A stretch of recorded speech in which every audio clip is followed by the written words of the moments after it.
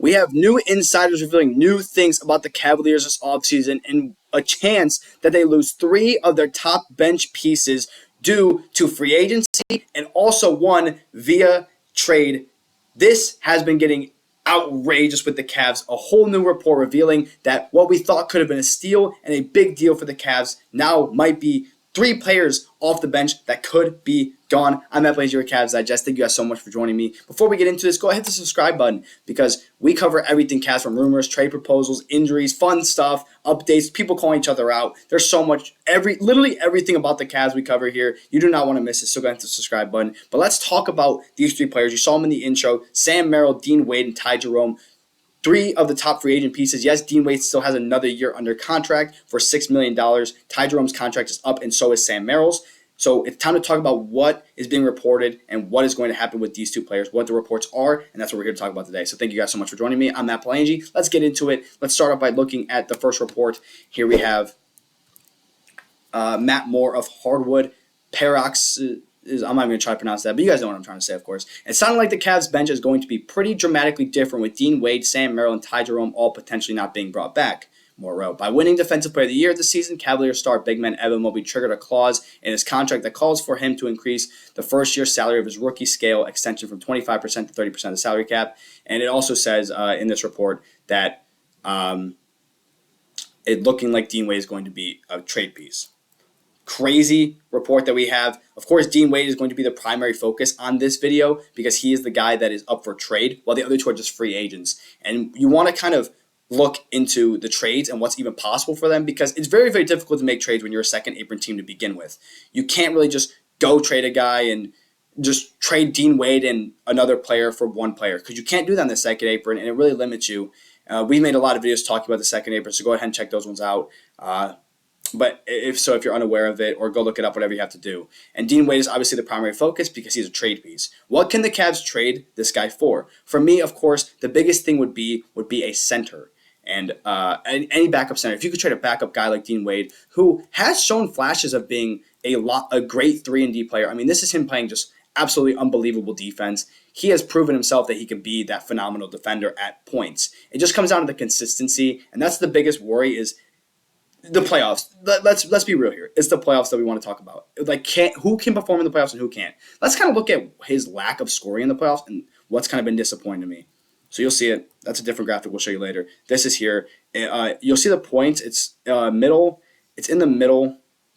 It's actually on the far right, excuse me. He doesn't score. And that's a simple thing. He doesn't score. Yes, I know he can shoot. I understand that this guy can score when given the opportunity. Here's a phenomenal dunk on Dennis Schroeder. Eat these, says Dean Wade. And if you guys remember that game against Boston, not this recent season, but the season before, where he had 20 points in the fourth quarter, just hit a bunch of threes in a row. That is what makes you think, wow, this Dean Wade guy can be a star bench piece. But then it comes to the playoffs, and he just doesn't perform. And that's the biggest issue. I've read your guys' comments, and I've seen you guys say you want Dean Wade gone. So here's me saying, I agree with you. I would be totally okay with Dean Wade gone, due to the fact that his peak is not being reached, because his peak defense is great, and his peak shooting is great. He's supposed to be a really underrated 3-and-D guy, but as of right now, he's just not. And that's a big issue. And of course, that's really, really sad. So, and of course, when it comes to trades itself, we have the Cavaliers are active in trade talks, is what ESPN's Brian Windhorst, of course, a pretty good source for everything ESPN, just related at all. I love listening to Windhorst and what he says, and that's the biggest thing, is that he believes that they are very active in trade talks. So this is what he's hearing. Look at Dean Wade, just value, of course. Like, he just doesn't bring enough. I mean, he can rebound, he can play defense. My biggest issue is that when Mobley was out, he started at the power forward position, and you saw how badly he got cooked. Like, he's a taller wing, but he's unable to play consistently good defense. He's not physical. Now, yes, he tries really, really hard in defense, and he does have a lot of defensive talent. It just comes down to the defensive performances, specifically in the playoffs. Yes, I am aware everyone had played bad in the playoffs. I can't just fault him for that. But there's a $6 million guy, and you want to bring more value out of him. And we talked about how the bench was going to be like the biggest X factor for the Cavs, and how these guys stepping up would be the key to a championship, and none of them did it. So it's all about filling in what you could need, because you could lose Dean Wade and get a guy like Jalen Tyson more minutes. Or if you lose a guy like Ty Jerome and you give Craig Porter Jr. more minutes.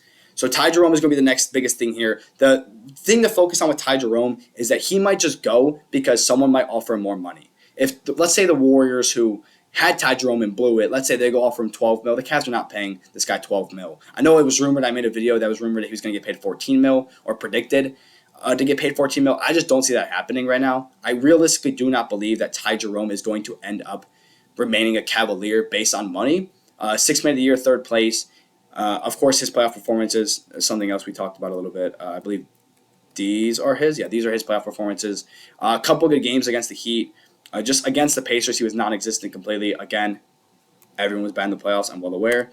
But, of course, Ty Jerome, who was supposed to be that guy for the Cavs off the bench, just didn't show up when it mattered. He did show up in Game 5, and I was really impressed with that. Atkinson barely played him until the 3rd quarter, in which he was electric. So I would love to keep Ty Jerome. Honestly, I would. But as of right now, it's just tough to keep the guy because someone might offer him more money than the Cavs can due to what we said. Like, the biggest thing about the Cavs contract was the implications, as you mentioned here. The implications with Evan Mobley's contract, and that's a big concern, and that's realistic completely. So the next person, obviously, out of the 3 that you saw in the intro was Sam Merrill. Merrill is a completely one-dimensional guy.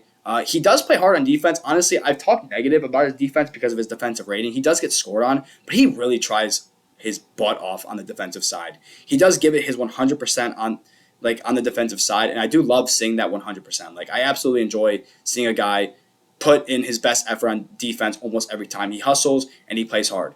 He's just undersized, like lack of strength, lack of height, and it's hard to play defense at that level. But I made a video talking about how it would be a steal to keep him due to the fact that he's an elite sharpshooter, and being able to have a sharpshooter for $1 million, $2 million is great. Honestly, I would be fine with losing Merrill, but I would also love if the Cavs can get him on a super cheap deal to return. Of course, there are teams that would love to have him. I'm pretty sure Denver, someone mentioned, would be a great sign for him. Would be a great spot for him. I kind of disagree, but either way, Sam Merrill is the main focus of the cheap guys. Ty Jerome is the guy that you could lose simply because he gets paid more elsewhere. And then Dean Wade is, of course, a trade piece as of right now. I would love to trade Dean Wade. I would be totally okay with it if you can get the right piece for him. I mean, Dean Wade just hasn't showed up enough. He didn't show that he was able to shoot. I mean, 36% from 3 isn't bad at all. It's actually kind of solid. The problem is that he doesn't create his own shot. So if you can't create your own shot anyways, you have to be able to go out there and shoot very consistently from the 3-point line. And it just seemed like I just hate how the Cavs bench is just a bunch of guys that just sit there. Isaac Okoro, who I talked about, I want him gone. You guys want him gone. We know that. Dean Wade, we talked about. Now we're talking about him as a guy who can just sit in the corner. And of course, that Celtics game showed his peak potential on the offensive side. He just hasn't lived up to it, and that's so sad. And it's starting to really, really disappoint me that these guys just underperform at the biggest level. But not even just the playoffs. The fact that these guys can't bring 100% of their true value in the regular season either, and that these guys can't be unleashed. So instead of having to get guys that need to be unleashed, you can just go ahead and get proven veteran pieces or proven backups at the small forward and the center position to help out DeAndre Hunter, Jarrett Allen, and Evan Mobley. And that is what I believe the Cavs need to do. So who do you guys think the Cavs should try to get for Dean Wade? Are you guys okay with Dean Wade, Ty Jerome, and Sam Merrill leaving? Let me know in the comments below. As always, thank you guys for joining me. I'm Matt Palangi. Billy's pushing out great videos, and this community is growing so fast. You guys are awesome, and thank you guys.